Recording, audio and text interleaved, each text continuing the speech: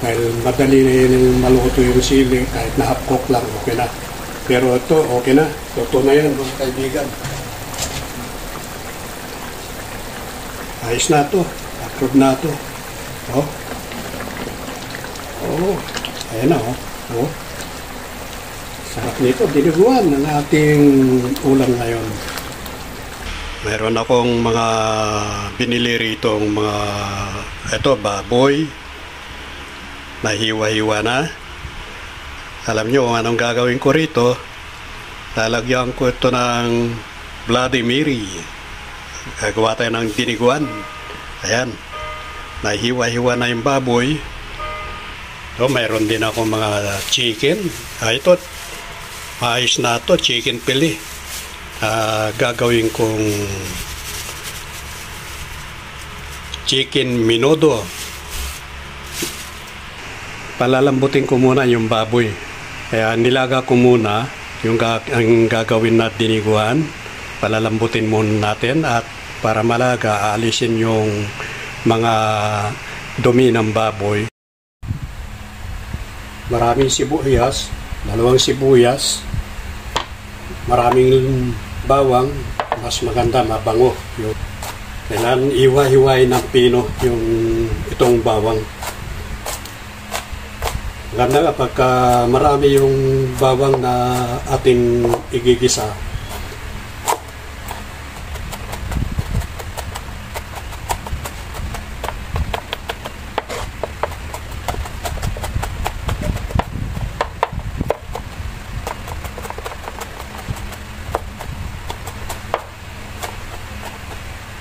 Ayan, pinong-pino yung ating niwang bawang.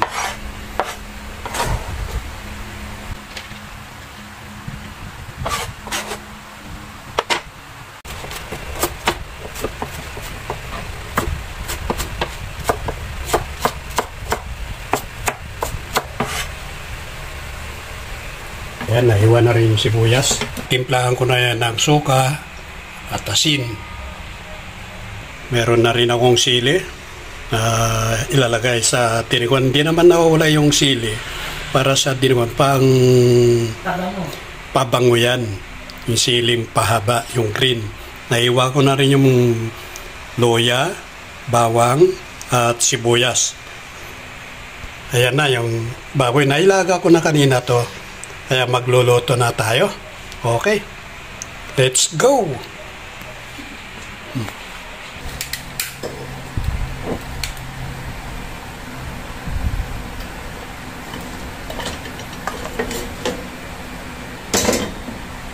Maglalagay na tayo ng mantika. Olive oil.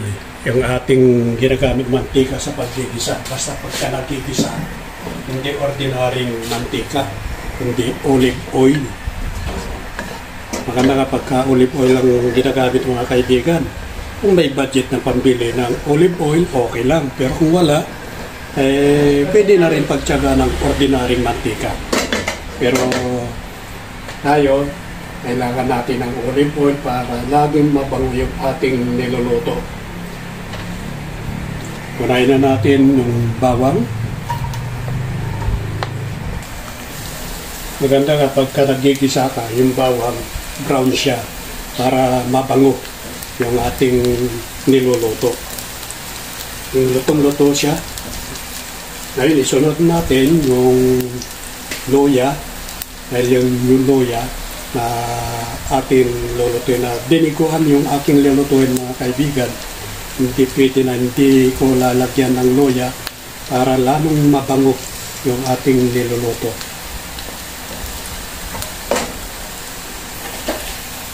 Yan, mabango na siya. Lagay natin yung loya. Ihuli natin yung sibuyas. Ayan, okay na ito. Lagay ko na yung sibuyas.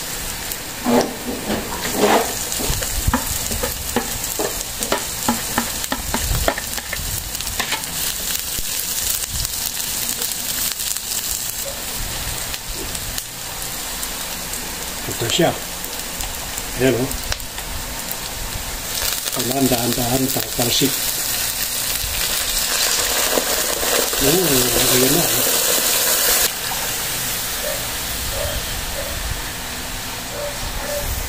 Siyempre, pakukuluan natin ang gusto.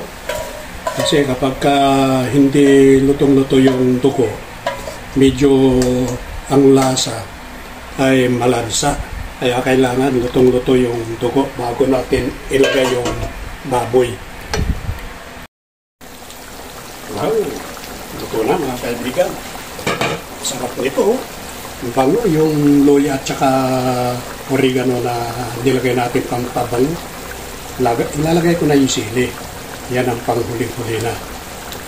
Dahil madali na maluto yung sili, kahit na half cook lang, okay na. Pero ito, okay na. Luto na yan mga kaibigan. Ayos na ito. Approve na ito. Oh. Oh. Ayan na, oh. Oh. Sarap nito, diniguan ng ating ulam ngayon.